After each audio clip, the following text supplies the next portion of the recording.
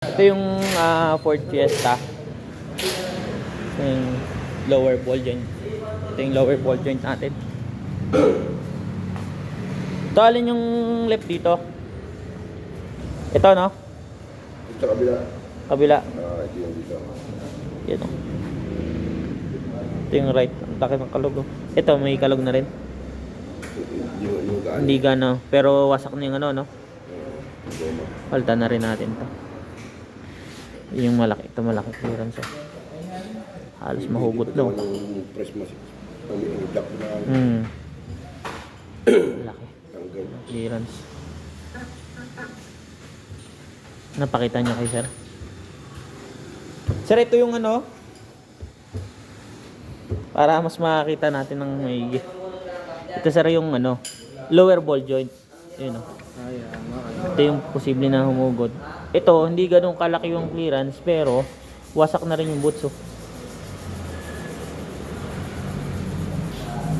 Kailangan na yung dalawa na. Oo, maganda dalawa na to. Ito yung mga bushing to, okay naman. Okay naman.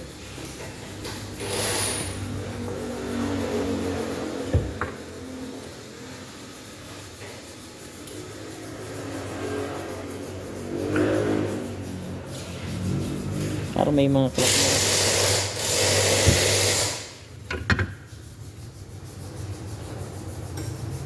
Napag-abutan kayo ng maintenance nito, sir? Oo. May lika rin dito eh. Pero ako niya. Ay, bigito ang doon niya.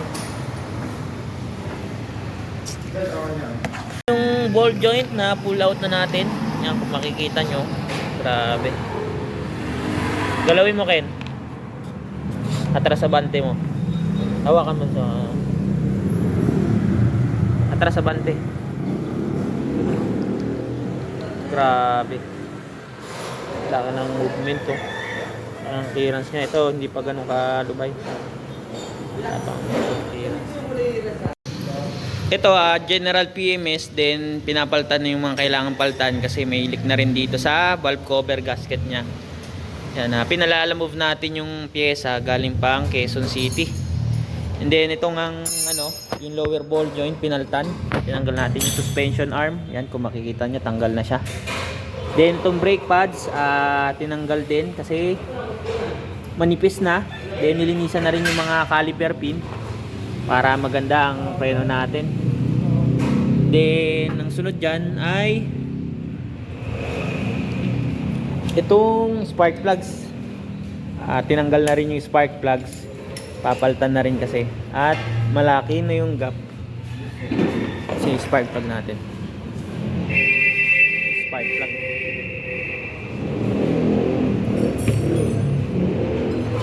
yun, laki na ng gap. Tsaka I think ito pa yung pinaka original na spark plug simula nung pagkakabili. Ilang years na, 11 years na yung mga pinaltan natin. Ito din, may history din to kasi ng ano, yung ilaw dito sa indicator, papakita ko sa inyo mamaya. May ginawang kababalaghan dito sa mga ilaw ng gauge kasi yung check engine nya, nilagyan na lang ng additional papunta doon sa ilaw dito sa mismong indicator light. Ibig sabihin may LED na doon na hindi na dumaan sa computer system. Additional na lang siya doon, nakatap sa mga fuse. Pakita kasi nyo yung fuse. Yan yung additional na ilaw. Kaya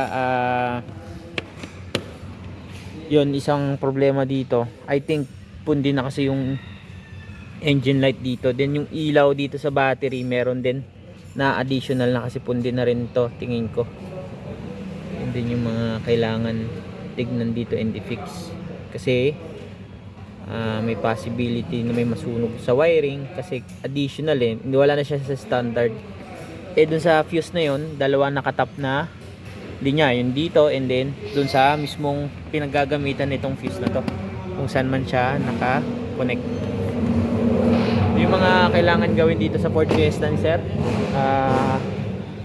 nakita man natin ang edad pa lang nito is 50,000. Then dami ng Minodified na pag-abutan na rin si sir dito sa maintenance nito. Yan yung mga kailangan natin gawin.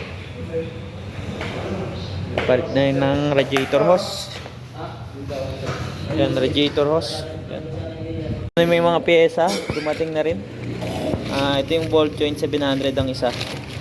Then itong valve cover, pagkakalam ko 650. Then itong spark plug 550 ang isa. Then itong radiator hose 1.5. Yan yung mga kailangan palitan natin. Ngayon, ito munang unahin natin. Itong lower ball joint. Guys na. Ano ako kapag muna ito, hindi na. May silalim pa daan yan. May silalim. Lagyan mo ng gas. Ayun o, grasa natin. At na yan. At. Tumbok lang. Ay, hindi. Yan na yung pangalan kanina. Yung antito to. Yan. Okay. Wait ba dyan? Walang labsot ha. Malapit sa mga baka. Baka makatama sa kamay, huwag yan pa rin ha. Ay, sabi ko na, baba mo na ulit, release. Ito yung bagong spark plugs. Yan o, ito yung bago. Kita nyo, compare nyo yung luma. Yan o. Ito halos layo na ng gapo. Ito yung bago. Ito yung kakabit natin. Kepler, kapit mo na to. Ngayon, i-start na natin, pero before tayo mag-start, need nyo muna scan para ma-make sure natin na walang problema sa mga ginawa natin, and then wala tayong mga nakalimutan. Policy scanning. Ngayon, ino-obserbahan na lang, then i-road test natin kung okay na yung up. Yan.